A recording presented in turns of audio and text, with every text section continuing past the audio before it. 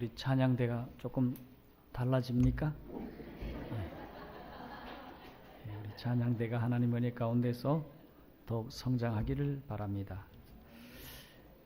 우리 다 함께 로마서 8장 31, 2절과 37절의 말씀을 봉독하고 말씀을 드리도록 하겠습니다.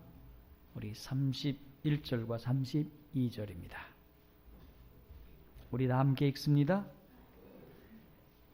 그런즉 이 일에 대하여 우리가 무슨 말하리요?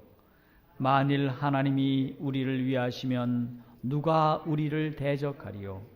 자기 아들을 아끼지 아니하시고 우리 모든 사람을 위하여 내어주시니가 어찌 그 아들과 함께 모든 것을 우리에게 은사로 주지 아니하시겠느뇨? 37절 말씀 시작. 그러나 이 모든 일에 우리를 사랑하시는 이로 말미암아 우리가 넉넉히 이기느니라. 네. 오늘은 이 말씀을 중심으로 사랑에 애타는 아버지라고 하는 제목으로 말씀의 은혜를 나누도록 하겠습니다. 저는 지난 한 주 동안 여러분의 집들을 방문할 수 있는 귀한 특권을 누렸습니다. 여러분들께서 기쁨으로 감사하는 마음으로 방문을 잘 받아주셔서 감사를 드리고 여러분 가정마다 하나님의 넘치는 은혜가 충만하기를 간절히 소원합니다. 여러분의 가정을 방문하면서 느끼는 소회는 여러분들이 우리 하나님을 정말로 사랑하시고 또 은혜를 받고자 하는 그 마음의 감동을 받았습니다. 앞으로도 더욱 주님을 늘 바라보시는 귀한 가족들 되기를 간절히 소원하고 또 여러분들을 더 알게 돼서 감사를 드립니다. 돌아오는 일요일 저녁부터는 우리 춘계 기도주일이 시작됩니다. 수석 장로님께서 광고를 하셨지만은 제가 특별히 여러분들을 위해서 말씀을 준비했습니다. 어떤 말씀이라고요? 특별한 말씀이 준비되었습니다. 매일 저녁마다 가능하면 유인물을 드리도록 하겠습니다. 이번에 기도주의를 통해서 책을 한 권을 낼까, 유인물을 드릴까 그러다가 교회 사정이 조금 여의치 않을 것 같아서 적어도 이 책을 한 권을 내면은 한 50만 원 이상이 들 것 같은데 우리 수석 장로님 볼 때 아무래도 돈이 많이 들 것 같이 보여서 제가 유인물만 드리도록 하겠습니다. 다른 교회에서는 기도주일 할 때 책을 냈습니다. 자, 모두 오셔서 기쁘게 하나님 앞에 기도하여서 하나님의 주시는 큰 은혜를 받으시기를 간절히 소원합니다. 여러분, 우리가 믿고 있는 그리스도 교회와 다른 사람이 믿고 있는 타 종교와 차이점이 무엇일까요? 무엇일까요? 자, 이와 같은 차이점에 대하여 영국 옥스퍼드 대학교에서 여러 학자들이 모여서 토론을 하다가 내린 결론이 있는데 그것은 은혜라는 것입니다. 차이점이 뭐예요? 은혜라는 겁니다. 은혜. 네. 하나님의 사랑이 값없이 조건도 없이 우리에게 주어졌습니다. 아멘입니까? 네, 그렇습니다. 여러분, 내가 잘했기 때문이 아니요, 나의 품성이 좋기 때문도 아니고 나의 삶의 결과가 좋기 때문도 아닙니다. 하나님은 나의 행위와 상관없이 그냥 거저 주시는 것이 무엇입니까? 은혜라 하는 사실입니다. 타 종교에서는 인간이 노력을 해야만이 얻을 수 있다 그렇게 얘기를 합니다. 하지만 하나님은 조건도 없이 주시겠다 그렇게 말씀하셨습니다. 그것이 무엇입니까? 은혜입니다. 민수기 6장 25절에 보면 여호와는 무엇을 베푸기를 원한다고요? 은혜 베푸시기를 원한다고 말씀을 하시면서 조건에 대해서 말씀하지 않았습니다. 여러분, 아멘입니까? 감사하지 않을 수 없습니다. 내가 요래야만 이거 주겠다라고 말씀하지 않으셨음에 하나님 앞에 감사를 드립시다. 예수님이 이 땅에 오셔서 이 인간들이 하나님이 주시는 이토록 소중한 은혜에 대하여 반항하는 것을 많이 보셨습니다. 그래서 예수님께서는 은혜에 대하여 말씀을 하십니다. 선인이나 악인이나 고루 비치는 햇빛, 심지어 심지도 거두지도 않고 거저먹는 새, 가꾸는 이 없어도 들에 피는 꽃, 이 모든 것을 요게 은혜다, 요게 은혜다, 요게 은혜다 하고 짚어주셨습니다. 여러분, 들에 피는 꽃을 보십시오. 얼마나 아름답습니까? 그렇습니까? 아름답습니다. 그런데 누가 기르고 계셔요? 하나님이 기르고 계시는데, 그런데 그 꽃을 가만히 들여다보면 우리가 무엇을 느낍니까? 행복을 느낍니다. 그런데 제가 이걸 언제 깨달았는가? 제가 나이 40쯤 되어가지고 깨달았어요. 꽃이 아름답고 그 꽃을 하나님께서 나의 행복을 위해서 피우시다는 사실을 40이 되어서 철이 들었습니다. 젊은이들은 꽃이 피어있지만 저게 왜 피었는지 몰라. 희한하죠, 그렇죠? 정로의 계단을 보니까 뭐라고 말씀하고 있습니까? 피어나는 꽃봉오리마다, 피어나는 잎새마다 하나님이 무엇이라고 말씀하고 있어요? 사랑이다. 이 꽃을 피우며 하나님 하시는 말씀이 무엇입니까? 내가 너를 뭐해? 사랑해 라고 말씀하시는 것입니다. 여러분, 우리 주님이 이 땅에 계시면서 하나님의 은혜로 가득 찬 세상을 보여주셨다고 하는 사실입니다. 그런데 여러분이 외국에 여행을 가면 그 나라 사람들이 모르는 것들을 딱딱 집어냅니다. 이 사람들이 필리핀 가면은 이 사람들이 천성이 참 착하다. 그렇게 얘기하지 않습니까? 그렇죠? 한국에 오면 다른 사람들이 왜 이렇게 바쁘게 돌아다니지? 부지런하지? 이런 것을 집어내듯이 우리 주님이 이 땅에 오셔서 하나님의 놀라운 은혜를 이것이다 저것이다 하고 집어내시면서 은혜에 대하여 말씀해 주셨습니다. 그런데 놀라운 사실은 우리 예수님이 은혜를 분석하거나 은혜라는 말도 사용한 일이 없습니다. 대신 비유를 통해서 은혜를 전해 주셨을 것입니다. 이제 그런 비유를 현대판 실화를 통해서 여러분들에게 말씀을 드리겠습니다. 여러분, 오늘 여러분들은 은혜에 대해서 살펴보는 시간입니다. 여러분, 맨하탄 불황자의 이야기를 제가 하겠습니다. 뉴욕 맨하탄 남동쪽 펄튼이라는 수산시장 옆에 50대 중반에 아마 저보다 나이가 약간 작은 사람인 것 같습니다. 이 백인 불황자가 살고 있었습니다. 생선 썩은 냄새, 또 트럭 소리가 시끄럽고 경찰관까지 못살게 구는 그런 시장 옆에서 이 백인 불황자가 살고 있었습니다. 다행히 그는 다리 아래쪽에 있었기 때문에 그렇게 귀찮게 굴지는 않았지만 화물 선착장 쓰레기 더미에서 잠을 잡니다. 그가 하루 양식을 위하여 매일 일찍 일어나서 쓰레기 더미를 뒤지면서 그곳에 뭐 먹을 게 없는가 하고 이것도 찾고 저것도 찾고 해서 그는 주머니에다가 먹을 것을 넣는 그런 일들을 했습니다. 그런데 어느 날 시든 상추 더미 사이로 복권 하나가 발견이 되었습니다. 제가 옛날 이 교회에 와가지고 전도회 하면서 복권 얘기 하나 했던 거 생각나죠, 그렇죠? 그 결과를 말씀드리겠습니다. 제가 그때 그런 얘기한 거 지금 기억납니까? 기억나요, 안 나요? 두 집이서 복권 가지고 싸웠다는 얘기 났죠, 그렇죠? 생각나십니까? 아이고, 안 나는구만. 그럼 나중에 이 설교해도 되겠네. 그 얘기는 나중에 하도록 하십시다. 복권이 하나 다 있는 겁니다. 그래서 그 복권을 습관적으로 주머니에 넣었어요. 자, 그는 한때만 해도 잘 나갈 때만 해도 복권을 매주간 샀거든요.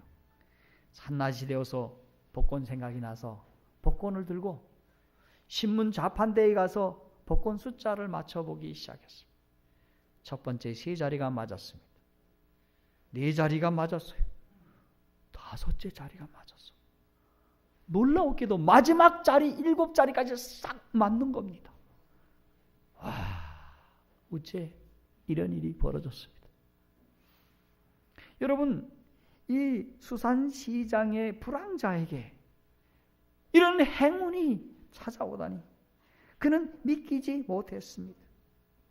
그런데 그것은 사실이었습니다. 그날 오후 텔레비전 기자가 찾아와서 불황자를 앞에 두고 매 20년마다 24만 3천 불씩 약 3억 4천만 원, 20년간 68억을 지급받을 새로운 스타로 지금 띄우고 있는 겁니다. 그런데 아주 이쁜 아나운서가 얼굴에 마이크를 대고 묻습니다. 기분이 어떠세요? 기분이 어떠세요? 불황자는 멍하니 쳐다볼 뿐입니다. 오래전에 들어보던 말이었습니다. 기분이 어떠냐고. 그는 마음속으로 큰 은혜를 입었습니다 라고 말하고 싶지만 불황자는 그 말을 생각해내지 못합니다. 여러분, 이것이 바로 은혜인 것입니다. 그가 노력하지도 않고 공짜로 엄청난 일이 생긴 것입니다. 여러분, 이 일로 그는 노력하지 않아도 평생 먹고 살 돈이 생긴 것입니다. 이게 무엇입니까? 이게 은혜인 것입니다. 여러분, 우리 곰곰이 하나님의 은혜를 생각해 봅시다. 우리가 이 땅에서 주님을 믿었다고 하는 그것 하나 때문에 우리가 주님을 위하여 믿음의 의무를 비교해 본다면 구원은 참으로 공짜에 지나지 않는다고 하는 사실입니다. 아멘입니까? 여러분, 이것이 주님 앞에 은혜입니다. 우리 노랫말에 예수 앞에 나오면 모든 죄 사하고 주의 품에 안기어 편히 쉬겠네. 우리 주만 믿으면 구원함을 얻으며 영생복락 멸류관 우리가 받겠네. 이런 찬송이 있지 않습니까? 은혜입니까? 은혜입니다. 두 번째로 한 모험 투자가의 실패 이야기를 들려드리겠습니다. 로스앤젤레스에 살고 있는 한 사업가가 모험 여행 붐을 돈벌이에 이용하기로 했습니다. 미국인이라면 고대 세계 7대 불가사의 중에 하나인 이라크에 있는 고대 바벨론 공중정원을 복원시켜 놓으면 많은 관광객이 올 줄로 생각하고 그 일로 그 과정 하나하나를 공개해서 돈을 벌려고 했습니다. 그러면 이라크에 있는 공중정원이라는 게 뭔가? 이 공중정원은 느부갓네살 왕이라고 하는 임금을 잘 아시죠? 우리 다니엘서에 나오는 이 임금. 그런데 이 임금의 부인이 저 북쪽 리디아 산촌에서 온 사람입니다. 터키 북쪽에 있는 그런 동네에 그곳에 있는 나라였습니다. 거기에 공주인데 여러분, 산속에 사는 사람들의 마음속에는 늘 무슨 생각이 있는가 하면 나의 살던 고향은 꽃피는 산골, 이런 노래가 나오는 겁니다. 네. 바닷가에 태어난 사람은 어떤 노래가 부를까요? 내 고향 남쪽 바다, 뭐 이런 노래가 나와요. 그런데 이 산골에 살고 있던 이 사람이 늘 뭐가 보고 싶었을까요? 고향 산천이 보고 싶었습니다. 그래서 느부갓네살 왕이 그렇다면 내가 내 아내를 위해서 큰 일을 해주마. 그래서 저 터키서부터 흙을 날라가지고 그 이라크 지방까지 흙을 퍼옵니다. 대단한 일을 했습니까? 대단한 일을 했어요. 근데 퍼와가지고 요만큼 퍼온 게 아니고 이만큼 퍼온 게 아니고 교회만큼 퍼온 게 아니라 세상에 산을 만들어 놨어요. 산을. 커다란 산을 만들었습니다. 그게 바로 세계 7대 불가사의 가운데 하나인 이라크의 공중정원입니다. 그래놓고 거기다가 기와 요초를 심어 놓았더니 그제서야 공주가 빙그레 웃는 겁니다. 그걸 보고서 느부갓네살 왕이 흐뭇했다는 얘기 아닙니까? 요거를 이 벤처 사업가가 복원시켜 놓으면 그 과정, 복원시키는 그 과정 하나하나를 돈벌이에 이용하자. 그렇게 생각을 하고 이 사업을 추진하기 위해서 돈이 없는지라 100만 달러를 빌렸습니다. 그런데 이걸 거의 막 완성시켜 놓을 단계에 갑자기 이라크 전쟁이 벌어졌어요. 그래가지고 조지 부시, 아버지 부시가 거기다가 뭐 얼마나 폭격을 해댔는지 이거 다 날아가게 되었습니다. 속상할까요? 딱 망하고 나서 속이 상했습니다. 자, 그는 그 돈을 갚기 위해서 이 은행 저 은행을 다녀도 한 은행에서 돈을 빌려주지를 않는 겁니다. 그래서 어쩔 수 없이 내가 요렇게 돈을 갚겠습니다 라는 상환 계획서를 들고 돈을 빌린 채권자에게 갔습니다. 가서 얘기를 했습니다. 선생님, 제가 이 상환 계획서에 따라서 열심히 돈을 벌어서 갚겠습니다. 그때까지 갚는 것을 유예해 주십시오. 이렇게 얘기를 했을 때 이분이 이런 얘기를 합니다. 걱정 마십시오. 갚다니요. 저는 투기 사업자입니다. 벌 때도 있고 손해 볼 때도 있는 거 아닙니까? 이렇게 당신이 사업이 망한 것이 내 책임이 아닙니다. 전쟁 난 거 당신 책임이 아닙니다. 걱정하지 마십시오. 이 모든 거 없는 걸로 하겠습니다. 그리고 나서 상환계획서, 그 다음에 뭡니까? 채무증서, 이것을 푹푹 찢어가지고 종이 분쇄기에 넣고 갈아버렸습니다. 자, 여러분, 그는 갚지 않아도 된 겁니다. 채권자가 채무를 포기하였던 것입니다.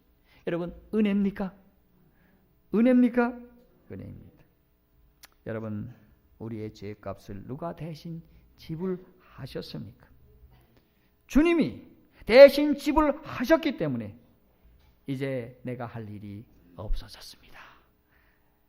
여러분, 그래서 말합니다. 나 자유 얻었네, 너 자유 얻었네, 우리 자유 얻었네. 이런 노래가 나와야 됩니까? 이 말씀을 하면?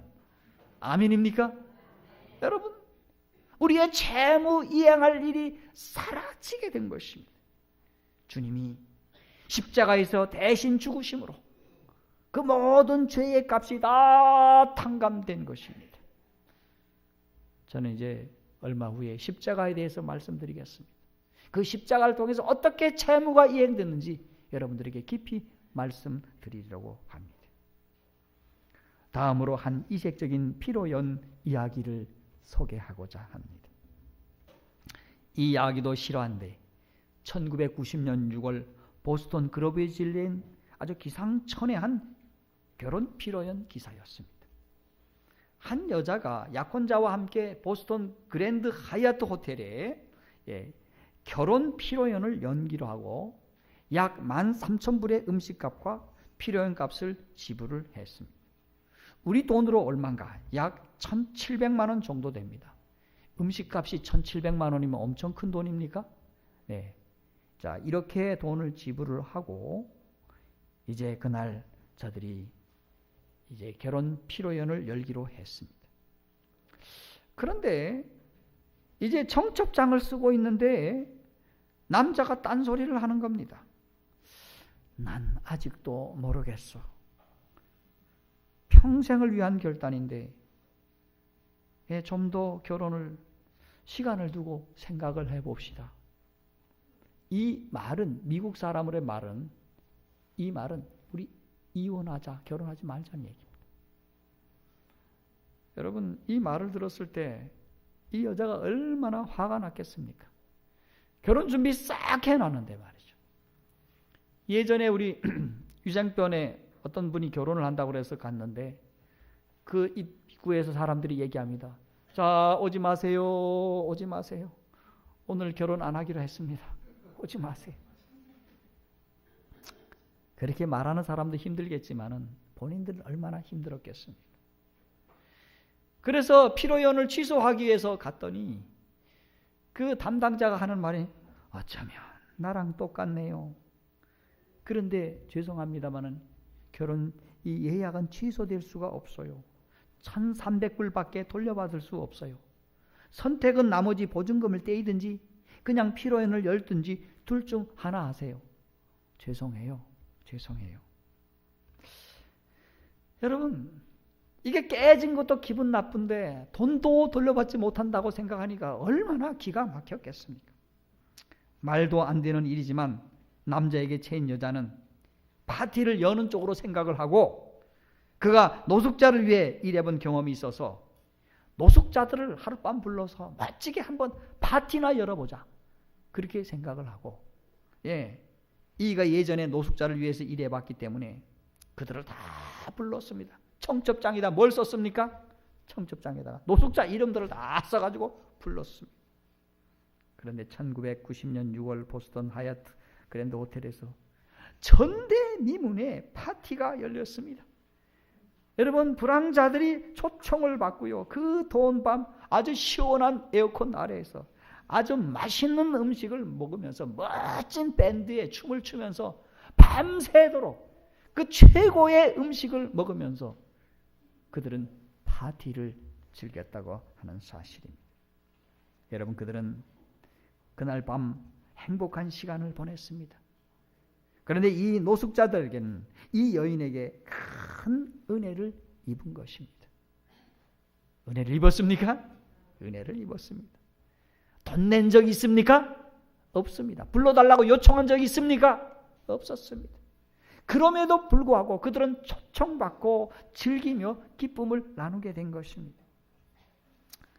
그런데 우리도 하나님의 은혜로 이와 비교할 수 없는 엄청난 잔치가 하늘에 준비되어 있습니다. 아멘입니까? 하룻밤이 아닐 것입니다. 우리 주님은 우리를 위해서 어마어마한 잔치를 준비해 놓고 있습니다. 여러분, 먹고 없어질 음식을 먹는 것이 아니라 먹으면 영원히 살 수 있는 생명가와 생명수를 마시면서 우리는 하늘 잔치에서 즐거움을 맛볼 수 있을 것입니다. 하나님의 은혜로운 하늘 파티에 여러분 다 나가게 되는 귀한 믿음을 소유하게 되기를 간절히 바랍니다. 이것이 무엇입니까? 이것이 무엇입니까? 이것이 은혜입니다. 다음 이야기입니다. 오늘은 부임하고 첫 번째 설교인지라 좀 부드러운 말씀만 좀 드리겠습니다. 그 다음 이야기는 미시간주 트래비스 시의 한 소녀 이야기를 들려드리겠습니다. 미시간주 트래비스 시에 한 소녀가 뻗지 농장에 살고 있었습니다. 이 부모는 구식인지라 딸에게 이상한 음악을 듣거나 반지를 좀 끼거나 치마 길이가 좀 짧거나 그러면 아버지가 반응을 보였습니다. 어쩌다 기분 나쁘면 아빠, 야, 오늘은 출입 금지, 어디도 못 가, 이렇게 명령을 내리면 그날은 아빠와 말다툼하는 날이었습니다. 그때 딸은 소리쳤습니다. 아빠가 미워요. 그날 밤 소녀는 수없이 연습한 대로 행동에 옮겼습니다. 뭐 하는 날입니까? 가출을 한 겁니다. 우리 조상현 장로님에게 공개적으로 물으면 어떻게 답변하는지는 모르겠습니다만 아들과 딸이 아빠 미워요 하는 말을 들어보았습니까? 예, 아마 안 들어봤을 겁니다. 아마 아빠가 워낙 좋으셔서. 저도 생각해 보니까 우리 아이들이 아빠 미워요 하는 말은 입속에서는 속으로는 했을는지 몰라도 저한테 안 한 것에 대해서 감사하게 생각을 합니다. 아빠가 미워, 아빠가 미워, 미워 죽겠어. 네. 제가 어느 교회를 갔더니 자기 아빠 보고 아빠 새끼라고 하는 것도 들어봤어요. 어떻게 아빠가 새끼입니까? 얼마나 아빠가 미웠는지. 그날 밤 이 아이가 디트로이트로 가는 가장 큰 차인 화물차를 모는 남자에게 다가가서 차를 태워줄 것을 요청했습니다. 그렇게 차를 얻어 타고 가던 중에 그 남자는 노란 알약 하나를 주었습니다. 그런데 그 알약을 먹고 생전에 느껴보지 못한 기분 좋은 느낌을 받게 되었습니다. 소녀는 속으로 외쳤습니다. 역시 내가 옳았어. 아빠는 재미있는 것 하나도 못하게 했던 거야. 그녀는 한 달, 두 달, 그리고 1년이 별탈 없이 지나갑니다. 그러나 1년이 지나가자 그녀의 얼굴에 병색이 돌기 시작했습니다. 그녀는 밤에 남자들과 더불어 버는 돈은 마약을 사는 데 썼고 그녀의 몸은 술과 담배와 마약과 잠을 못 잠으로 매우 쇠약해 갔습니다. 배고프고 잠 못 자고 마약에 몸이 망가지더니 이제는 그녀를 찾는 사람들도 뜸해져서 희망마저 없어지게 되었습니다. 소녀가 이런저런 생각을 하다가 갑자기 아버지, 어머니를 생각하기 시작하더니 훌쩍훌쩍거리기 시작했습니다. 주머니가 비어있고 배는 고프지만 대책이 없습니다. 신문지를 깔고 이제 신문지를 덮어쓰고 떨고 있다가 불현듯 자신이 살고 있었던 그 트래비스 시의 만발한 벚꽃이 생각이 났습니다. 그가 오기 전까지만 해도 그곳에 트래비스 시에 아주 이 삼육병원에 가보면 뭐가 있습니까? 봄이 되면 활짝 핀 벚꽃이 보이지 않습니까? 여러분 그 아래를 걷고 싶죠? 그때 그 벚꽃이 생각이 났습니다. 부모님 얼굴도 떠오르고 벚꽃이 생각이 나서 그곳을 달려가고 싶었습니다. 그녀가 외쳤어요. 하나님, 어쩌다가 제가 집을 나왔을까요? 그녀는 집으로 돌아가고 싶어졌습니다. 그리고 한순간 자신이 집 나온 길이 매우 잘못되었음을 깨달았습니다. 그래서 연거푸 3번 전화를 걸지만 아무도 받지 않으므로 메시지를 남겼습니다. 아빠, 엄마, 저예요. 집에 갈지 모르겠어요. 집 방향으로 버스를 타고 가요. 그쪽에 가면 자정쯤 될 거예요. 아빠와 엄마가 없으면 그냥 캐나다로 갈게요. 그녀는 집으로 가는 7시간 동안 아빠 죄송해요. 잘못했어요. 이것을 연습했습니다. 이제 버스가 터미널에 도착하자 터미널 안에 놀라운 광경이 벌어졌습니다. 형제와 자매들과 삼촌들과 사촌들과 할머니, 증조할머니, 이모할머니 무려 40명이 되는 일가 친척이 다 나왔습니다. 저마다 우스꽝스러운 이상스러운 모자를 쓰고 요란한 악기를 삐삐삐삐 불면서 터미널 벽은 온통 컴퓨터로 뽑아온 웰컴 홈이라고 하는 그런 현수막으로 뒤덮여 있습니다. 그는 아빠를 보자 아빠 죄송해요 이 말을 하자 아빠는 그 말을 막았습니다. 쉿, 이러고 있을 때가 아니야. 용서를 빌 시간이 없어. 파티가 늦을라. 집에서 잔치가 널 기다리고 있거든. 여러분, 우리는 탕자의 이야기를 살펴보면 참으로 재미있는 것들을 발견할 수 있습니다. 탕자의 이야기에서 아버지 하나님은 체면조차 버린 채 집을 뛰쳐나와 재산을 반 이상을 축을 낸 아들을 끌어안습니다. 요놈아, 이제 정신 차리고 왔냐? 너 그동안 제정신으로 돌아왔냐? 이런 얘기하지 않습니다. 오히려 아버지는 가눌 수 없는 기쁨으로 이 내 아들은 죽었다가 다시 살아났으며 내가 잃었다가 다시 얻었노라. 그렇게 말씀을 하였을 때 저희가 즐거워하였더라 라고 했습니다. 여러분, 오늘날 우리 하나님 아버지 앞에 하나님의 자녀들은 어떤 모습으로 서 있습니까? 이렇게 용서를 기다리고 사랑을 준비해놓고 모든 것을 다 준비해놓고 기다리는 이 하나님 앞에 우리는 어떤 모습으로 서 있습니까? 여러분, 용서를 가로막는 것은 하나님의 침묵이 아닙니다. 아직도 상고가 먼데 아버지가 저를 보고 측은히 여기지만은 요즘 집 나간 아들들은 여전히 침묵합니다. 여전히 침묵하고 있습니다. 하나님은 언제나 팔을 벌리고 계시지만 내가 등을 돌릴 뿐인 것입니다. 탕자 이야기에는 예수님의 3부작 비유, 잃은 양, 잃은 동전, 잃은 탕자에 나오는 모든 요점은 같습니다. 셋 다 잃어버린 슬픔이 부각된 후 다시 찾은 기쁨과 축하의 장면으로 끝이 납니다.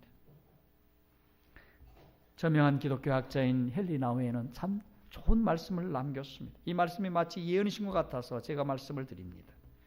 하나님은 기뻐하신다. 세상의 문제들이 해결됐기 때문도 아니고 인간의 슬픔과 고난이 다 끝났기 때문도 아니며 수많은 영혼이 이미 회심하여 하나님의 선하심을 찬양하고 있기 때문도 아니다. 하나님은 잃어버린 자녀 하나를 찾으신 것으로 기뻐하신다.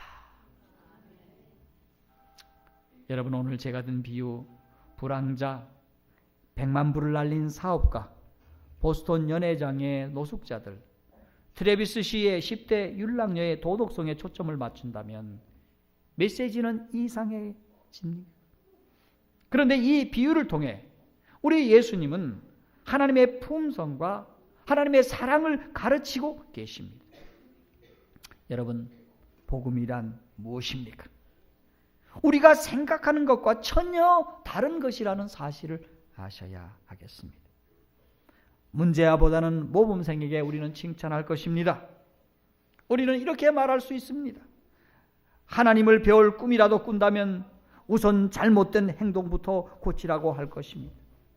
그러나 예수님이 보여주신 하나님의 모습은 외관상 훌륭한 종교 지도자들을 멀리하고 오히려 하나님이여 불쌍히 여기소서 이렇게 부르짖는 한 평범한 죄인을 만나 주시는 모습입니다.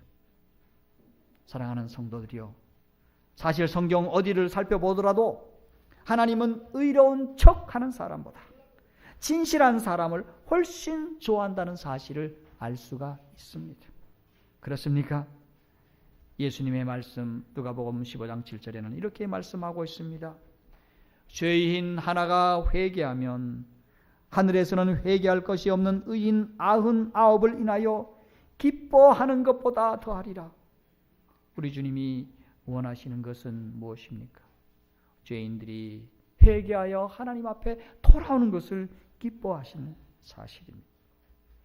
여러분, 십자가상의 강도 이야기를 우리가 보도록 합시다.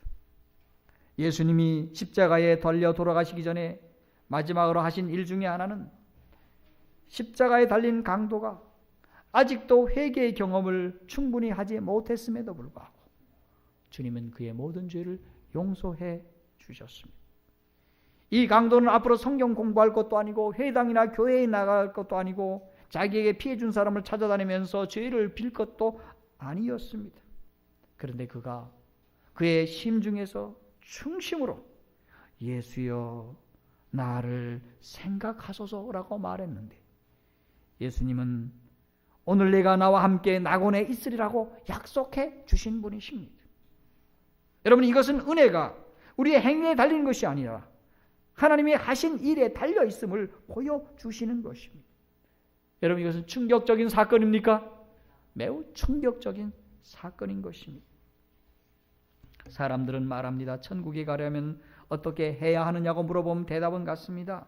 착하게 살아야죠. 품성이 변화되어야지요. 맞는 말씀입니다. 그렇게 하여야 됩니다. 그런데 그 이전에 더 중요한 것이 한 가지 있습니다. 그것이 무엇입니까? 주님을 향하여 도와주시옵소서. 부르짖고 그분께 나아가 모든 것을 의지하는 삶이 중요하다는 사실입니다. 그렇습니까? 그렇습니다.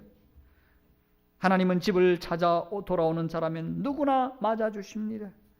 실은 하나님 편에서 미리 걸음을 뛰셨습니다.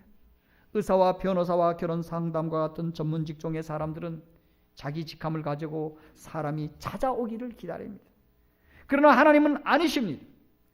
이 키어르 케고르라는 사람이 철학가인 줄 알고 있지만 여러분, 철학가 이전에 그는 신학자이고 신실한 그리스도인인데 참으로 좋은 말씀을 남겨서 여러분에게 소개를 합니다. 죄인에 대한 문제라면 하나님은 그냥 팔을 벌리고 서서 이리 오라고만 말씀하지 않으신다. 줄곧 서서 기다리신다. 탕자의 아버지가 그랬던 것처럼 그분은 서서 기다리지 않으신다. 찾아 나서신다. 목자가 잃은 양과 여인이 잃어버린 은전을 찾아 나선 것처럼 그분은 찾아 나서신다. 아니다. 그분은 이미 가셨다. 그 어떤 목자나 여인보다 무한히 먼 길을, 진정 그분은 하나님의 신분에서 인간의 신분이 되어 무한히 먼 길을 가셨다. 그렇게까지 죄인들을 찾아오신 것이다. 여러분, 이는 예수님의 복음의 핵심을 지적한 것입니다. 비유의 핵심을 지적한 것입니다. 그분의 비유는 청중의 주의를 끌기 위해 흥미로운 이야기나 신학을 멋지게 문학적으로 표현한 것이 아닙니다. 예수님의 비유는 사실 그분의 지상생활의 축소판이었던 것입니다. 그분은 안전한 우를 떠나 어둡고 위험한 밤길을 나선 목자였습니다. 그분은 잔치에 온 세리나 시정잡배나 장녀나 언제나 환영하셨습니다. 그분은 건강한 자가 아니라 병든 자, 의인이 아니라 불의한 자를 위해 오셨습니다. 자기를 배반한 자, 특히 가장 필요할 때 자기를 버린 제자들에 대할 때 그분은 사랑에 애타는 아버지셨습니다. 현대신학의 훌륭한 학자라고 하는 칼바트라고 하는 사람이 그분이 교회 교의학이라는 책을 수천 페이지에 달하는 책을 다 집필하고 하나님이 누구인가 맨 마지막에 결론을 내렸습니다. 뭐라고 했을까요? 간단하게 내렸습니다. 하나님은 사랑하시는 분. 하나님 누구시라고? 사랑하시는 분. 이제 가출한 딸의 이야기를 우리 한국에서 있었던 이야기라 제가 잠깐 말씀드리겠습니다. 어떤 분의 18 먹은 딸이 가출을 한답니다. 가방을 뒤져보니 그 안에서 피임약이 나오기도 하고요. 달래고 얼레도 거짓말 해대고 집 나가는 딸을 어떻게 맡겠습니까? 그런데 어느 날 아버지에게 이 딸이 이렇게 얘기합니다. 이렇게 된 게 다 아빠 엄마가 너무너무 고루하기 때문에 그래요. 이게 다 아빠 엄마 잘못이에요. 여러분 이쯤 되면 좁히고 싶겠죠, 딸을. 예. 그럴까요? 안 그럴까요? 그렇습니다. 근데 딸이 한번 나가보십시오. 아들이 나가면 조금 덜하지만 딸이 나가면 별의별 생각이 다 듭니다. 그럴까요? 그런데 어느 날 그분이 아주 두꺼운 안경을 끼고 있는 분인데 그 안경 사이로 눈물이 줄줄 흐르는 모습을 보았습니다. 그러다가 그 딸이 돌아오게 되었을 때 얼마나 기뻐하는지 몰랐습니다. 그는 그 딸이 나갔을 때 아무것도 할 수 없는 단지 사랑에 애타는 무력한 한 아버지에 지나지 않습니다. 지금 우리가 하나님을 생각해 보십시다. 우리가 하늘에 계신 우리 하나님을 생각해 봅시다. 사랑에 애타는 무력한 아버지의 모습이 떠오르지 않습니까? 우리가 생각하던 엄격한 임금님과 거리가 먼 하나님 아버지십니다. 우리는 집 나간 딸의 아버지가 고통 속에서 두터운 안경을 끼고 유리창 밖으로 쳐다보는 모습을 상상해 봅니다. 예수님의 비유 가운데 그려진 기다리시는 아버지가 떠오릅니다.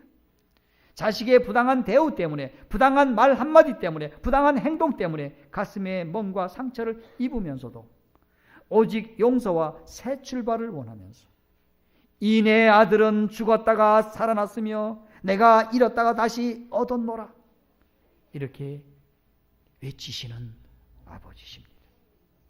사랑하는 성도 여러분, 이렇게 우리를 사랑하시는 아버지가 기다리고 계십니다.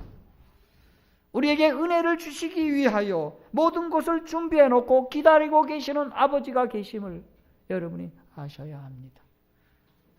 기다리시느라고 가슴이 멍이 들고 또든 우리 하늘 아버지가 계심을 우리는 아셔야 합니다.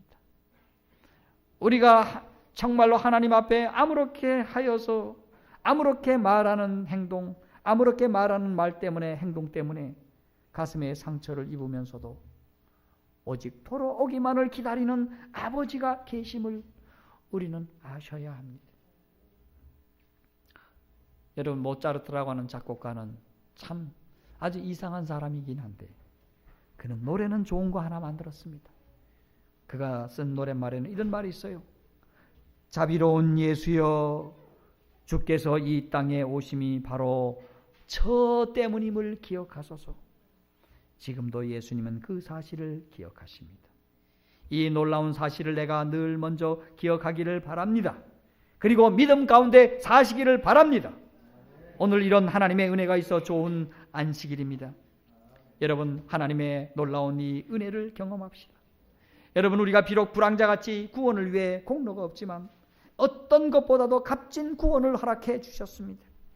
이런 하나님의 귀한 은혜를 묵상하면 우리의 삶이 신령해집니다. 말씀과 기도를 통해서 거룩해지는 놀라운 은혜를 경험하도록 하십시다. 여러분, 모험 투자가처럼 갚을 수 없는 죄의 빚을 졌지만 그분께서 십자가에서 지불하셨습니다. 이 경험을 누리시기를 바랍니다. 나의 인생이 마치 노숙자처럼 거지 같은 인생이지만 나의 믿음을 귀하게 보셔서 하늘 잔치를 준비하셨습니다. 어떤 공로나 값을 치르지 않고도 그 자리에 초청받았습니다. 성도 여러분, 주님 잔치에 다 들어갑시다. 초청받았으니 주님 주신 예복 입고 다 들어가도록 하십시다. 다음에 죄인을 기다리고 계시는 하나님께 나아가 그분을 만나도록 하십시다. 기도주일은 그 일을 위해서 있는 것입니다. 아버지께 나아가는 길은 어떤 사람은 십자가의 짐처럼 고생된다고 말씀을 하고 있습니다. 어떤 사람은 귀찮습니다. 그런데 귀차니즘에 빠진 사람은 결코 주님을 만날 수 없습니다. 힘들고 어렵고 고통스럽고 뭐 하더라도 주님에게 나가셔서 그분을 기쁘게 영접하십시다. 그분이 내 옆에 계십니다. 이렇게 하나님 앞에 나가서 이 은혜를 경험하기를 간절히 소원합니다. 그런데 문제는 마귀는 너는 자격이 없다고 시비를 걸 것입니다. 염치 없는 인간이라고 할 것입니다. 무슨 낯으로 그 큰 은혜를 받으려고 주님께 나아가느냐고 할 것입니다. 너의 죄가 너무도 크고 너무 더럽고 너무 유치하고 너무 무거워서 안 된다고 할 것입니다. 너는 하나님의 율법에 비춰 형편없는 죄인이기 때문에 결코 하나님을 만나서는 안 될 것이라고 얘기할 것입니다. 그러나 하나님의 이 은혜와 하나님의 이 의를 주장하면서 나아가셔야 합니다. 이 은혜 아래 있지 않다면 우리는 문제입니다. 하나님의 많은 긍휼과 많은 자비를 의지하고 하나님 앞에 나아가야 하겠습니다. 그런데 현대인의 가장 큰 문제는 무엇일까요? 조사에 의하면 하나님을 아버지로 모시지 못하고 있다고 하는 것입니다. 그분께서는 살아계셔서 이런 은혜를 베풀고 계시지만 그 사실을 믿고 하나님 앞에 나아가지 못한다고 하는 사실인 것입니다. 사랑하는 성도들이여, 하나님의 크고 애통하며 기다리고 계시는 뜨거운 사랑이 우리 옆에 기다리고 있습니다. 아멘입니까? 나이 잡순 어른들 친정 아버지보다도 더 뜨거운 사랑으로 여러분을 기다리고 있습니다. 어머니의 사랑보다 더 자상한 사랑을 가지고 여러분을 기다리고 있습니다. 이 사랑에 애타는 아버지를 만나 큰 기쁨과 은혜 누리는 귀하고 복된 안식일 되길 바라면서 이 아침 말씀을 마치겠습니다.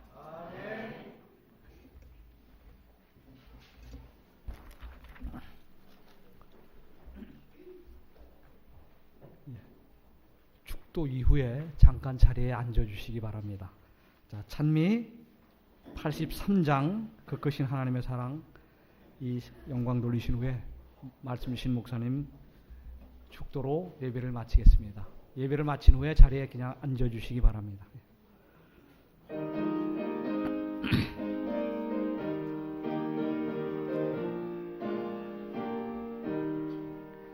그것이 하나님의 사랑 저 높으며를 넘어 이 낮고 낮은 땅 위에 죄진 영혼 구하러 그 아들 보내사 화목제 삼아 주셔서 죄 용서하시고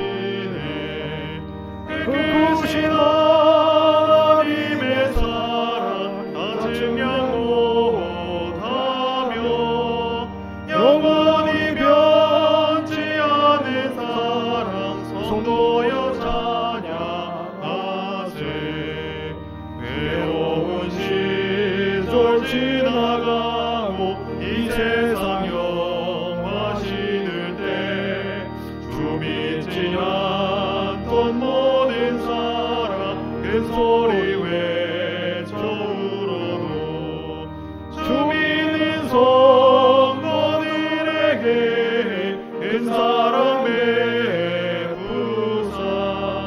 우리의 죄 사했으니 그대 잊을까 그 크신 하나님의 사랑 다 증명 못하며 영원히 면치 않는 사랑 성도여 찬양하세 저 바다 물을 먹물 삼고 하늘을 두루마리로 하나님 사랑 기록해도 다 묘사할 수 없겠네 하나님 크신 사랑을 그 어찌다 하실까 저 하늘 어디 사도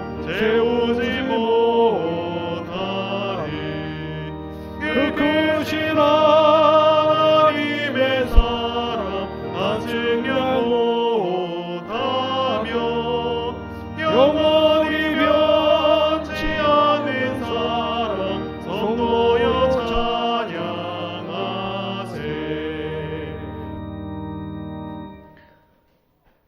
하나님 우리 아버지, 우리가 하나님 앞에 돌아오기를 순간마다 애타게 기다리고 계심을 오늘 보게 도와주셨사오니 감사합니다. 이 아버지의 심정을, 아버지의 심장을 우리가 다 함께 바라보고 주님께 나아가서 우리 하나님이 우리에게 베푸시고자 원하시는 이 귀하고 신령한 은혜를 사모하고 이 은혜를 깊이 묵상하여서 하나님의 아름다우신 그 품성의 변함을 입을 수 있도록 도와주시옵소서.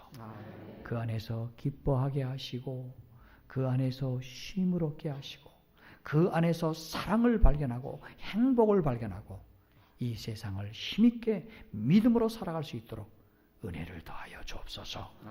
예수님 이름으로 간절히 기도 올리옵나이다. 아멘.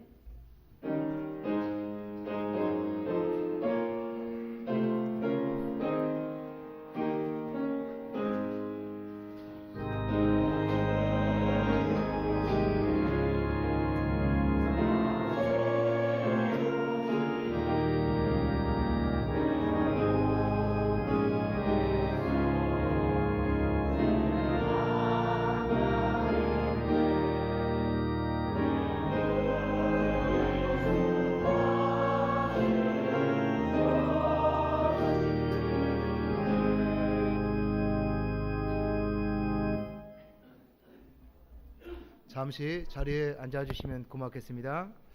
아까 안식일학교 시간에 끝나고 이 행사를 하려고 했는데 시간이 짧아서 못했습니다. 저희 성남중학교는 매년 학생들이 졸업을 하게 되면 우리 조경자 집사님 부서에서 졸업생 선물을 줬습니다. 그러나 2012년도부터는 우리 유태희 목사님이 다른 곳으로 부임을 가면서 우리 성남중학교의 미래 꿈나무들을 위해서 장학금을 지불했으면 좋겠다. 그래서 이번에 고등학교, 중학교, 대학교에 입학한 학생들을 위해서 장학금을 주기로 결의를 했습니다. 이름을 호명하면 이 이름 부른 학생들은 속히 나와주시면 고맙겠습니다. 신동민, 조영건, 김하은, 유성진, 최인규.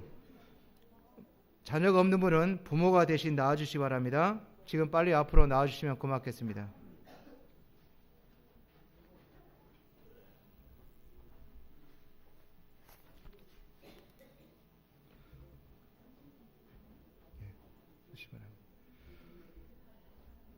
엘렌 지 화이트는 이런 말씀을 남기고 있습니다.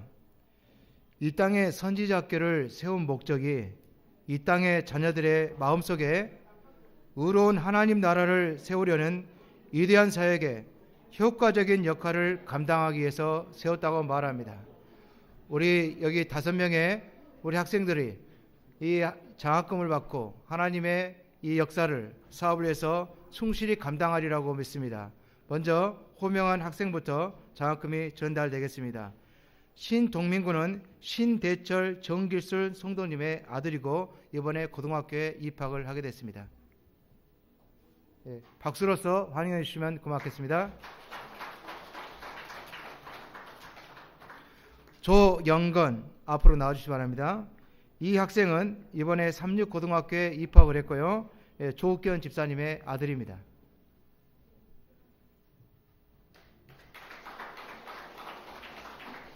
김하은 이번에 고등학교 입학했고요. 김민규 장로님의 애동딸입니다.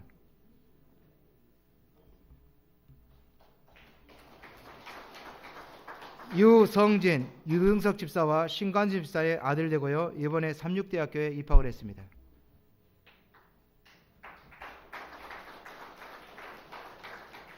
최인규 정정혜 집사님의 둘째 아들이고요. 이번에 대학교에 입학을 하게 됐습니다.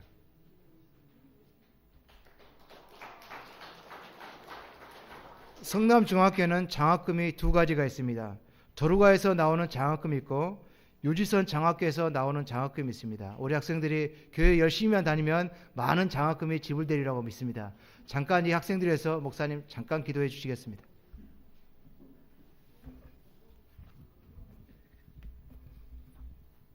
하나님 우리 아버지, 이렇게 귀한 하나님의 자녀들을 우리 성도들의 가정을 통하여 주시고 이제 상급 학교에 진학하며 저들을 격려하고 장학하기 위하여 장학금을 지급하게 도와주셨사오니 감사를 올립니다. 아멘. 장학금을 주신 우리 유태희 목사님 가정에게 하나님 크고 놀라운 은혜를 허락하여 주셔서 지선이를 우리 하나님께서 안으셨지만 더 큰 복으로 채워주심으로 많은 이들에게 복음을 잘 증거하는 큰 종되게 인도하여 주시고 우리 사모님 건강하도록 복을 내려 주옵소서. 아멘. 이제 이 장학금을 받은 사랑하는 주의 자녀들이 은혜 속에 무럭무럭 자라서 가정에게는 참으로 기쁨과 보람이 되게 하시고 하나님께는 사랑받는 귀한 자녀가 되어서 예수님의 그 아름답고 온전하심처럼 자라나서 많은 이들에게 주님의 사랑을 증거하도록 인도하여 주옵소서. 아멘. 예수님 이름으로 간절히 기도 올리옵나이다. 아멘. 아멘. 들어가시기 바랍니다. 감사합니다.